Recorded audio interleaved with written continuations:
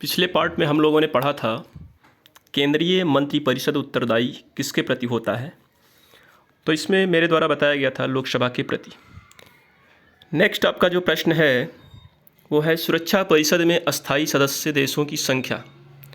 सुरक्षा परिषद में अस्थायी सदस्य देशों की जो संख्या है वो 5 होती है और प्रत्येक 5 सालों में संख्या इंक्रीज होती रहती है, लेकिन ये फिक्स रहते हैं।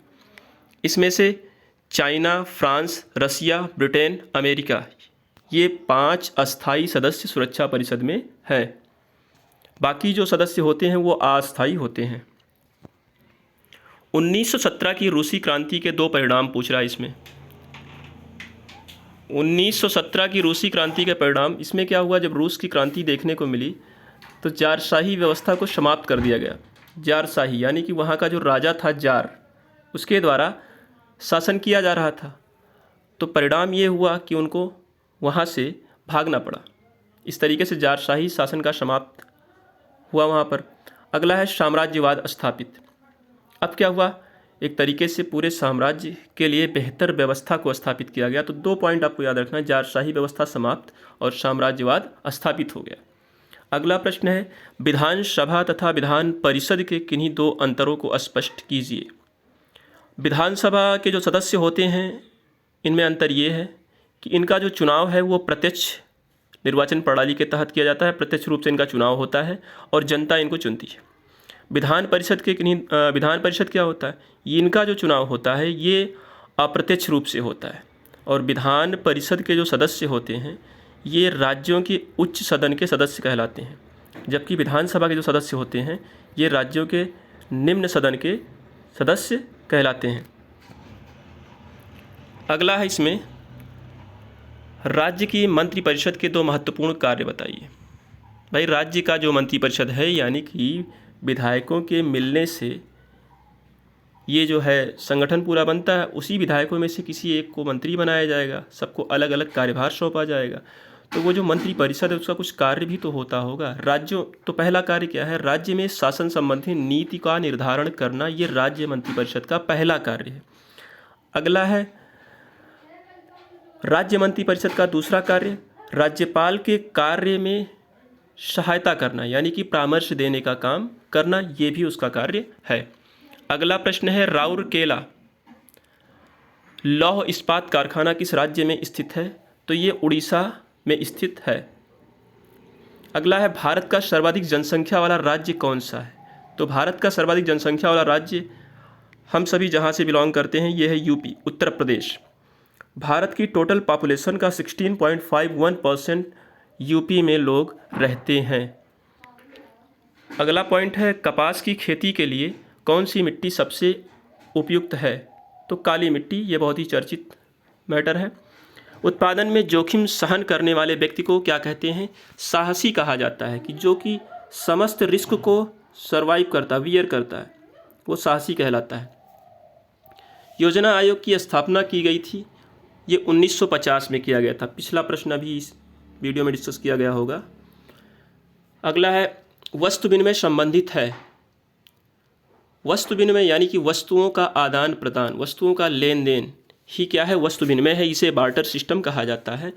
इस प्रकार की प्रक्रिया में किसी भी प्रकार के पैसे का लेन देन नहीं होता है, बल्कि वस्तुओं का आदान प्रदान होता है।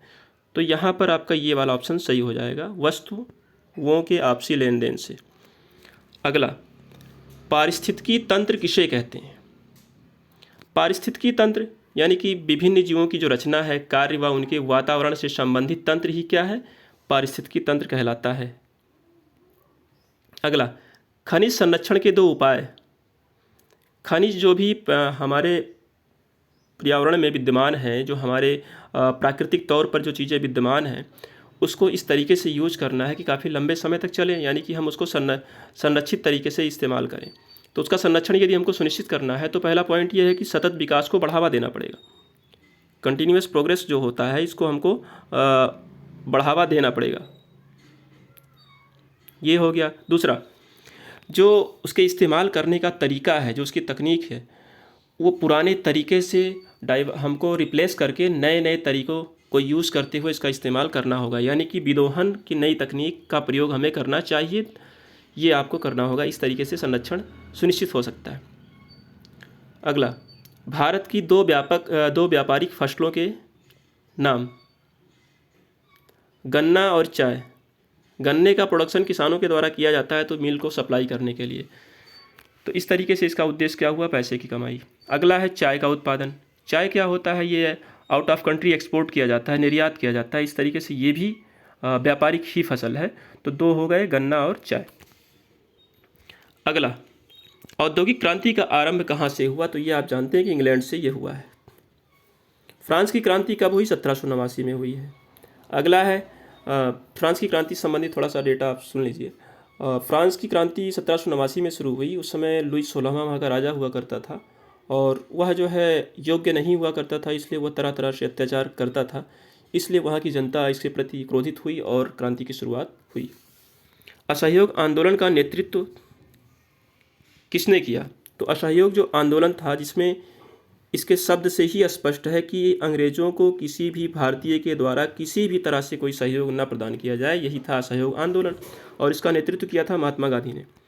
भारत की संघीय कार्यपालिका का संवैधानिक प्रमुख, तो राष्ट्रपति होता है संघीय कार्यपालिका का संवैधानिक प्रमुख। निशस्त्रीकरण आवश्यक है।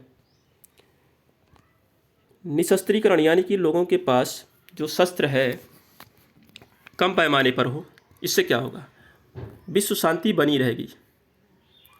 दूसरा, लोगों को मारने पीटने का जो काम है ये भी कम होगा, यानी मानव संहार रोकने में भी मदद होगा। दूसरा, एक देश दूसरे देश से युद्ध ज़्यादा नहीं लड़ेंगे, इसलिए निशस्त्रीकरण आवश्यक है। तो ये तीनों पॉइंट सही, इसलिए आपका ये वाला पॉइंट सही हो जाएगा। अगला है, संयुक्त राष्ट्र संघ का प्रधान कार्यालय कहाँ स्थित है, तो ये है न्यूयॉर्क में। न्यूयॉर्क में संयुक्त राष्ट्र संघ का प्रधान कार्यालय स्थित है। और कुछ कार्यालय इंपॉर्टेंट है, जैसे आपका WTO हो गया, वर्ल्ड ट्रेड ऑर्गेनाइजेशन, विश्व व्यापार संगठन, जिनेवा में इसका हेडक्वार्टर है, स्विट्जरलैंड में पड़ता है ये, ठीक है। कभी कभी प्रश्न में न्यूयॉर्क दे देता है तो ये गलत होता है, उसको आपको सही नहीं करना है। अतिलेखोत्तरीय प्रश्न आपका है, पुनर्जागरण काल के पश्चिमी यूरोप के दो वैज्ञानिकों के नाम लिखिए। अब पुनर्जागरण काल कब से कब तक का माना जाता है, 14 से 17 शताब्दी तक के जो बीच का जो समय है वो कहलाता है पुनर्जागरण काल। और उस समय जो वैज्ञानिक थे काफ़ी फेमस थे, उसमें से न्यूटन हो गए जो कि जर्मनी के निवासी थे, न्यूटन, और नेक्स्ट हो गए गैलीलियो जो कि इटली के थे। ये दो वैज्ञानिक थे, न्यूटन और गैलीलियो। अगला हो जाएगा, भारत में राष्ट्रीय आंदोलन के गरम दल के दो नेताओं के नाम।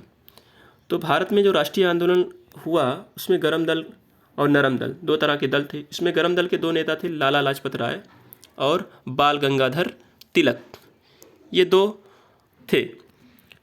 अगला, भारतीय संसद के दोनों सदनों के नाम लिखिए। तो ये आप जानते हैं, लोकसभा और राज्यसभा। लोकसभा को निम्न सदन भी कहा जाता है और राज्यसभा को उच्च सदन भी कहा जाता है। किस राज्य की तट रेखा सबसे लंबी है, तट रेखा यानी कि जहाँ पर जल और स्थल सीमा मिलती है तो वो तट कहलाता है। और ऐसा कोई राज्य होगा जिसकी जो रेखा है इस तरीके से काफ़ी लंबी होगी, तो देखेंगे तो यहाँ पर गुजरात आपका सबसे बड़ा हो जाएगा, और सबसे छोटा किसका होता है, गोवा का सबसे छोटा है। जनगणना वर्ष 2011 के अनुसार भारत का जनघनत्व 382 था। नीली क्रांति संबंधित है, ये है मछली पालन से संबंधित, जिसमें झींगा मछली का प्रोडक्शन किया जाता है, उससे संबंधित है। उसके बाद इससे संबंधित कुछ डेटा आपको अभी यहाँ पर मैं दिखा रहा हूँ, रुके रहिए।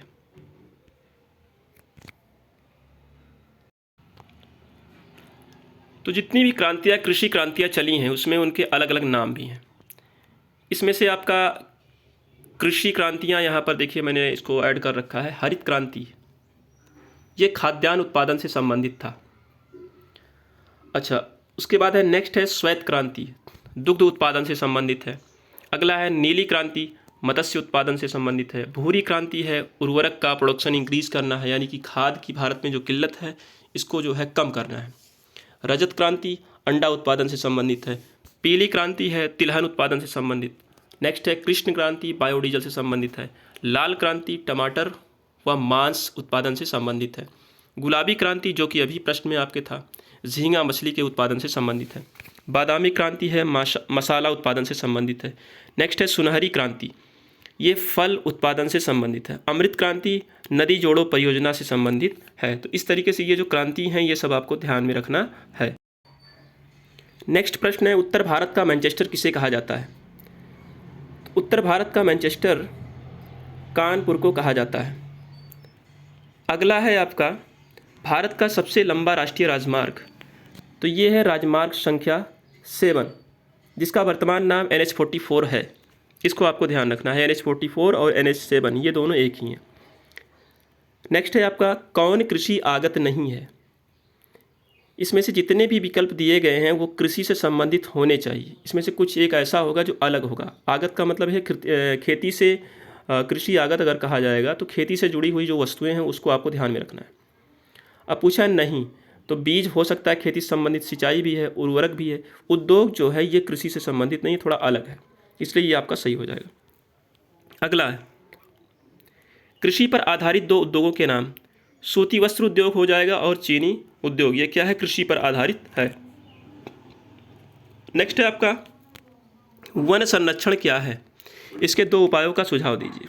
देखिए, वनों को विभिन्न प्रकार से सुरक्षा प्रदान करना, कटाई पर रोक करना, और यदि वनों का विनाश हो रहा है तो क्यों हो रहा है उस पर भी नियंत्रण करना, ये सब क्या है? वन संरक्षण है। यदि उसके 2 उपाय की बात करें तो वृक्षारोपण करना चाहिए, और दूसरी बात वनों का जो एरिया है दिनों दिन घटता जा रहा है, इसके क्षेत्रफल में वृद्धि करनी चाहिए, क्योंकि एक डेटा के अनुसार 33.33% क्षेत्र वनाच्छादित होना चाहिए, जबकि भारत में 24 पॉइंट समथिंग इस समय है, जो कि काफ़ी कम है। अगला है उत्पादक और अनुत्पादक श्रम में अंतर लिखिए। उत्पादक किसे? ऐसा श्रम जिसके माध्यम से प्रोडक्शन हो रहा हो, कुछ ना कुछ उससे उत्पादन हो रहा हो तो वो उत्पादक कहलाएगा। बड़े पैमाने पर उत्पादन हो रहा हो तो उत्पादक कहलाएगा। एक होता है वो भी श्रम कर रहा है लेकिन उससे कोई विशेष लाभ नहीं हो रहा है, तो ऐसे में क्या कहा जाएगा? वो अनुत्पादक श्रम कहलाएगा। अगला है लियोनार्डो दा विंची था ये एक चित्रकार था जो कि इटली निवासी थे। ये एक चित्रकार थे और इटली निवासी थे। अगला महान धर्म सुधारक मार्टिन लूथर किस देश का निवासी था? तो ये धर्म सुधारक थे और ये जर्मनी के निवासी थे। अगला है बार्थोलोमेओ डियाज ने निम्नलिखित में से किसकी खोज की थी? तो इन्होंने उत्तमाशा अंतरीप की खोज की थी। अगला है किस देश ने सबसे पहले भारत में अपना उपनिवेश स्थापित किया था? तो आप जानते हैं कि सबसे पहले भारत में आया था तो वो आया था वास्को डी गामा, और वो था कहाँ का? पुर्तगाल का था। इसलिए पुर्तगालियों ने पहला उपनिवेश भारत में स्थापित किया था। उच्च न्यायालय के न्यायाधीश की सेवानिवृत्त की अधिकतम आयु, उच्च न्यायालय पूछा है, इसमें आपका हो जाएगा 62 साल, जो कि हाई कोर्ट की बात कह रहा है। सुप्रीम कोर्ट कहा होता तो कितना बोलते आप? 65 साल। भारतीय नौसेना का मुख्यालय कहाँ स्थित है? तो भारतीय नौसेना का जो मुख्यालय है वो नई दिल्ली में स्थित है। अगला फ्रांस की राज्य क्रांति से पहले होने वाली 2 राज्य क्रांतियों के नाम। तो देखिए, फ्रांस की क्रांति 1789 में हुई है। उसके पहले भी कहीं पर क्रांतियाँ हुई थीं जिससे लोग मोटिवेट होकर के फ्रांस की अव्यवस्था के खिलाफ आवाज़ उठाए थे। तो इसमें इंग्लैंड की और अमेरिका की क्रांति इससे पहले हुई थी, इसको आपको ध्यान रखना है। अगला है पंचशील के 2 सिद्धांत। तो इसमें एक है अनाक्रमण का पालन करना, यानी कि किसी पर आक्रमण ना करना। तो ये पहला पॉइंट है कि अनाक्रमण का जो रूल बनाया गया उसका पालन करना।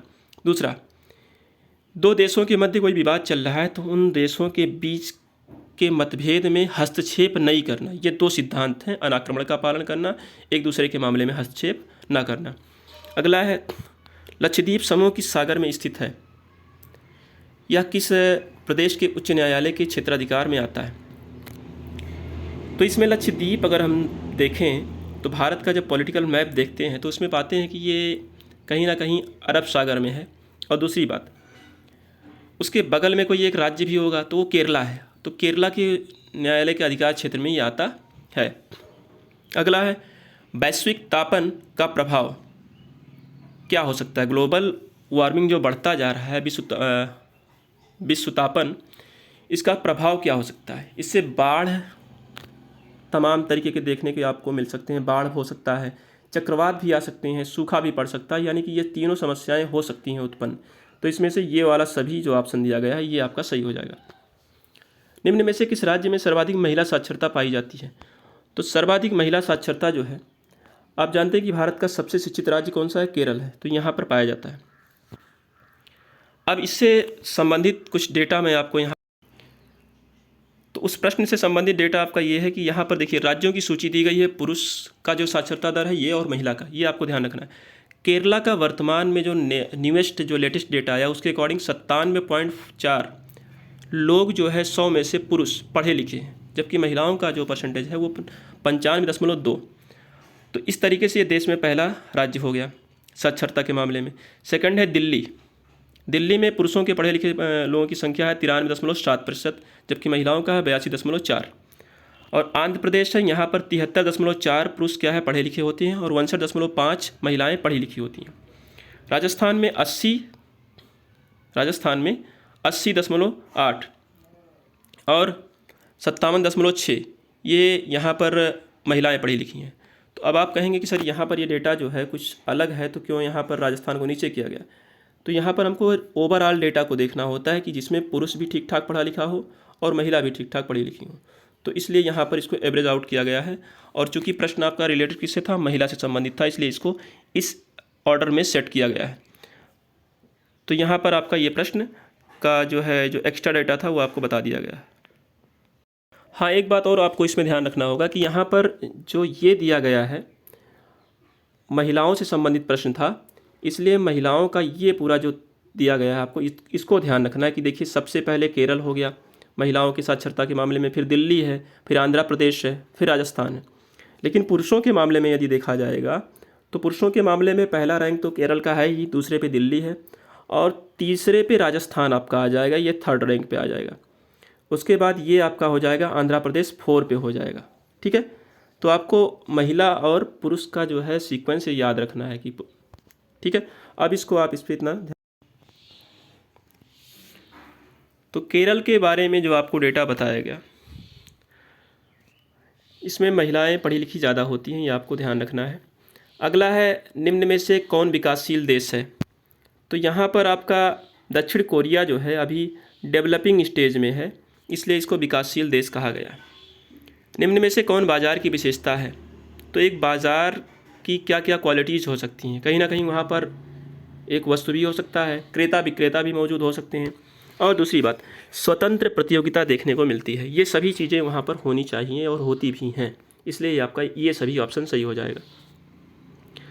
1991 की औद्योगिक नीति में निम्न में से किसे अधिक महत्व दिया गया?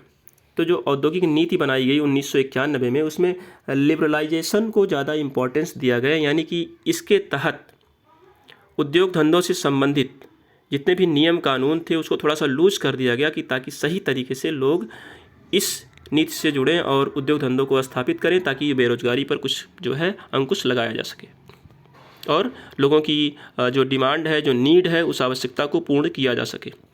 अगला है भारत में प्रथम पंचवर्षीय योजना कब प्रारंभ किया गया? तो भारत में पंचवर्षीय योजना का प्रारंभ 1 अप्रैल 1951 से किया गया था और ये 5 साल तक चला था, क्योंकि पंचवर्षीय जब उसका नाम ही है तो ये जब से शुरू हुआ तो उसके बाद से 5 वर्ष तक होता है। अगला है 2 जल संसाधनों का उल्लेख कीजिए। जल संसाधन यानी कि संसाधन तो हैं, सब चीज़ें होती हैं लगभग संसाधन जो मनुष्य का हेल्प करती हैं, बट इसमें स्पेसिफिक पूछ लिया है, जल के बारे में पूछा है, तो जल को ध्यान रखना। इसमें वर्षा का जल हो सकता है, ये भी एक माध्यम है। दूसरा नदी का जल, ये दोनों संसाधन हैं। अगला विकासशील देशों की 2 समस्याएं लिखिए। विकासशील जो देश होते हैं, जो डेवलपिंग कंट्रीज़ होती हैं, उनकी समस्या क्या होती है? पूंजी का अभाव देखने को मिलता है, lack of capital, lack of capital देखने को मिलता है, पूंजी का अभाव। सेकंड है लैक ऑफ न्यू टेक, यानी कि नई तकनीकी का अभाव। ये विकासशील देशों की समस्या है, क्योंकि अगर ये चीज़ें इनको मिल जाएंगी तो कहीं ना कहीं ये धीरे धीरे अपने लेवल को और अपलिफ्ट कर लेंगे और बेहतर हो जाएंगे। अगला पॉइंट है भारतीय रिजर्व बैंक के 2 कार्य। भारतीय रिजर्व बैंक, चूँकि ये आपका इस बार पेपर में तो नहीं आना है, लेकिन फ़िलहाल इसको प्रश्न है तो बता दे रहे हैं। मॉनेटरी पॉलिसी यानी कि मौद्रिक नीति बनाना भारतीय रिजर्व बैंक का काम है, और बैंकों को ऋण प्रोवाइड करना ये भी भारतीय रिजर्व बैंक का काम है। ये आपको दोनों पॉइंट ध्यान रखना है। और ये जो अभी एक प्रश्न आया था केरला में महिलाओं का परसेंटेज आया था ना, वही है आपका, इसको ध्यान दे दीजिएगा। यहाँ पर देखिए पुरुष की रैंकिंग में देखेंगे तो केरल पहले पे है, दिल्ली दूसरे पे है और आंध्र प्रदेश चौथे पे आ जाएगा क्योंकि यहाँ कम हो जा रहा है। तीसरे पे फिर आ जाएगा राजस्थान। लेकिन यदि महिलाओं की बात करेंगे तो महिलाओं पे केरल पहले पे है और दिल्ली दूसरे पे है और उसके बाद आपका ये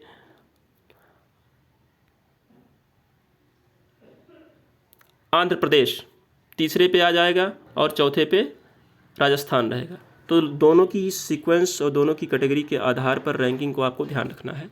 प्रश्न में आ सकता है कभी इस बार पेपर में, तो ध्यान रखिएगा इस बात को। अगला, दूरदर्शी का आविष्कार किसने किया था? तो इसका आविष्कार गैलीलियो ने किया था, इस बात को ध्यान रखिएगा। किस तिथि को बास्तिल का पतन हुआ था? बास्तिल का पतन ये कि रिवॉल्यूशन ऑफ फ्रांस से संबंधित है और बास्तिल का जो पतन था ये आपका हुआ था 14 जुलाई 1789 को हुआ था। अगला, अलीगढ़ आंदोलन का संस्थापक कौन था? तो सर सैयद अहमद खां उसके संस्थापक थे। भारत में द्विसदनात्मक विधानमंडल यहाँ दिए गए राज्य में है। अब जो द्विसदनात्मक विधानमंडल भारत में है तो मैं समस्त राज्यों का सूची बता दे रहा हूँ आपको। द्विसदनात्मक विधानमंडल आंध्र प्रदेश में है, बिहार में है और कर्नाटक में है, महाराष्ट्र में है, तेलंगाना में है और उत्तर प्रदेश में है। तो इसमें से जितने मैंने नाम लिए उसमें से कोई एक राज्य दिखना चाहिए। तो यहाँ पर ये आपका उत्तर प्रदेश है, इसलिए यहाँ पर ये आपका विकल्प सही हो जाएगा। धन विधेयक जब लोकसभा में पारित हो जाता है तो वह भेजा जाता है, इसे राज्यसभा में भेजा जाएगा और राज्यसभा के पास पावर होता है कि 14 दिनों तक इसको होल्ड कर सकता है, उसके बाद ये ऑटोमेटिक एक्सेप्ट हो जाता है। अंतर्राष्ट्रीय न्यायालय का कार्यालय स्थित कहाँ है? तो अंतर्राष्ट्रीय न्यायालय का जो कार्यालय है वो हेग में स्थित है। अगला, दांते कौन था? ये इटली का एक कवि था, इसको ध्यान रखना है आपको। 1857 के प्रथम स्वतंत्रता संग्राम के प्रमुख दो नेताओं के नाम। तो 1857 के जो प्रमुख दो नेता थे उसमें नाना साहब और रानी लक्ष्मीबाई, ये दो लोग थे, काफ़ी महत्वपूर्ण थे। अगला, भारत की विदेशी नीति की दो विशेषताएं लिखिए। भारत की जो विदेशी नीति है, भारत का इंटेंशन ये है कि सभी लोगों से हम फ्रेंडशिप बना के रखें, यानी कि सभी से मित्रता बनाए रखना। दूसरी बात, उपनिवेशवाद का विरोध भारत का ये दूसरी विशेषता है, क्योंकि भारत ने औपनिवेशिक शक्ति के तमाम अत्याचारों को झेला है। आप जानते हैं कि ब्रिटिश गवर्नमेंट ने भारत पर कितने लंबे अत्याचार किए, इसलिए भारत की जो विदेशी नीति है उसमें इसको बहुत ही महत्व दिया गया है।